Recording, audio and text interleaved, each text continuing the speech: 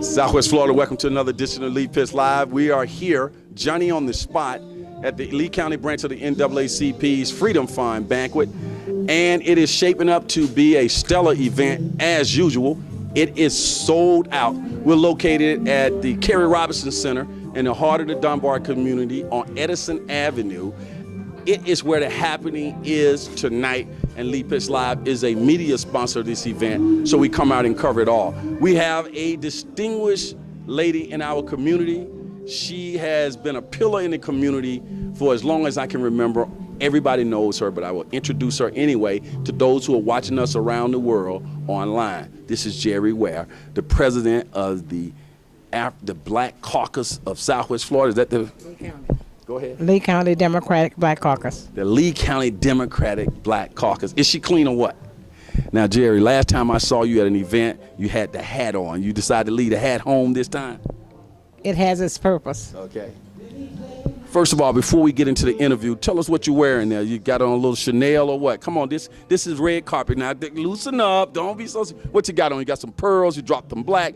You got the hair matching the pearl. Come on, talk to me. Got the nails. Yes, as always. When you knew where you were going, what type of flavor did you want to present tonight? An exotic, eloquent. Okay, eloquent. That's the word I'm looking for.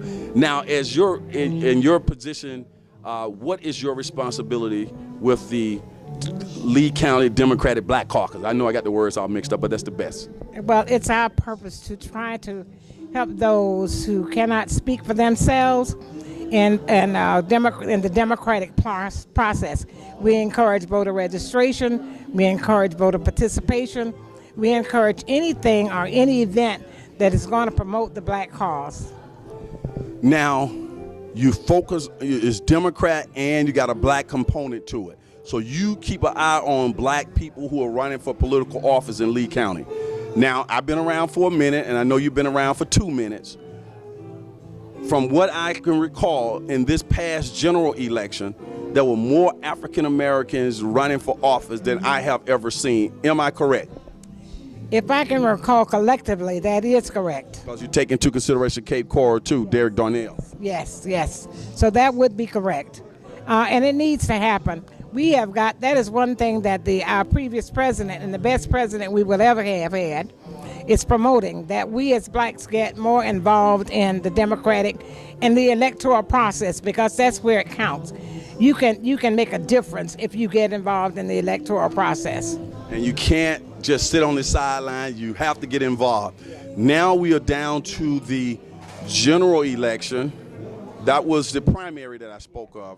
And I made a mistake. It was more in the primary than in the general. Now we're moving on to the general election, and we still have some African Americans who have survived that as well.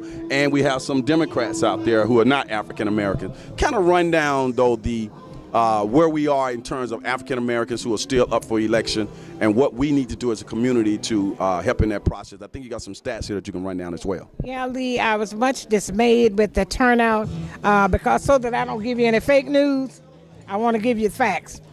In Precinct 7, only 10% of the people voted, which is very dismal. And Precinct 32, which is predominantly Ward 3, only 15% of the people voted. And 9, which is mostly predominantly black and Hispanic, only 7% of the people voted. Can you imagine if 50 or 60% of those people who are qualified to vote had voted? That would have made a difference in this election.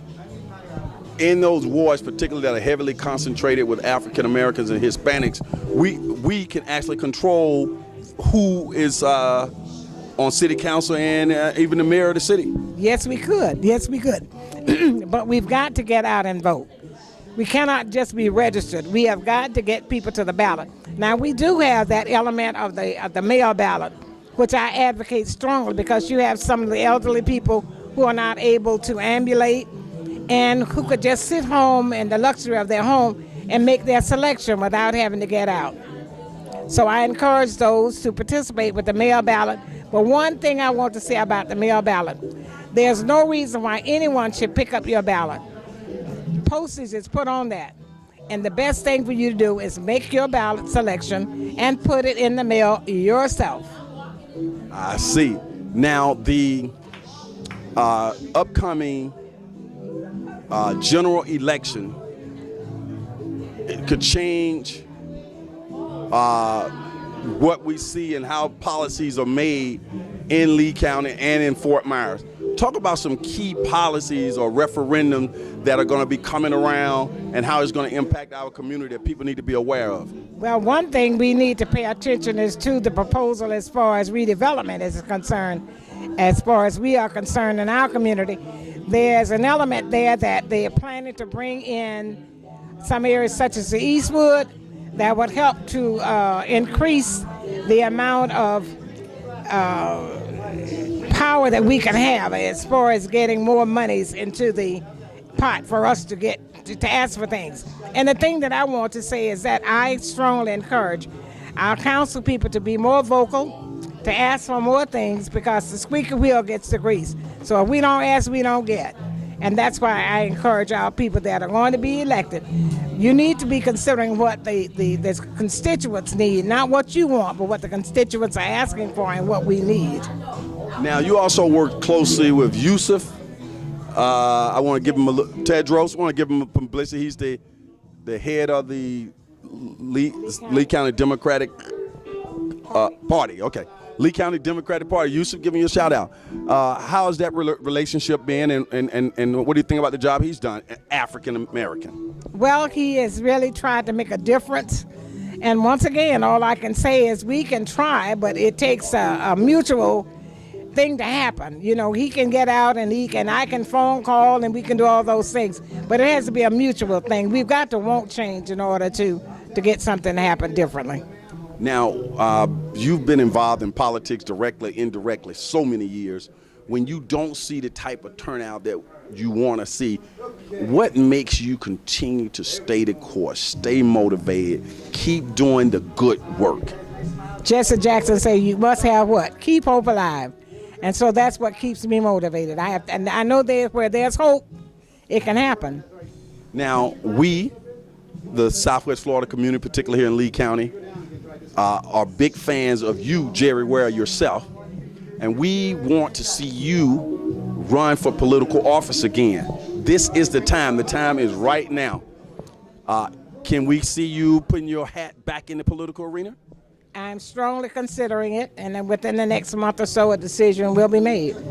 And you know Lee Pitts is going to be right there with you, right? I appreciate it. I need all of the constituents, black, white, blue, or green, because one thing I'm going to be for justice for all, not for just my people, but for all people. Do you have any idea what you'll run for? School board. School board. You heard it right here on Lee Pitts Live first. Gerri Ware for school board. Any particular district? Tobler's district. St. Tobler's. Tobler's district. Whatever that means. That's who's with. That's who's in the board now. Okay. That's who's there now. We need some color on that school board. And here we go. This is going to be good, folks. We're going to continue to do our interviews. We got my another one of my godmoms here. This is one of my godmoms. Dr. Chapman's coming right up, right here at the NAACP banquet. We'll be right back.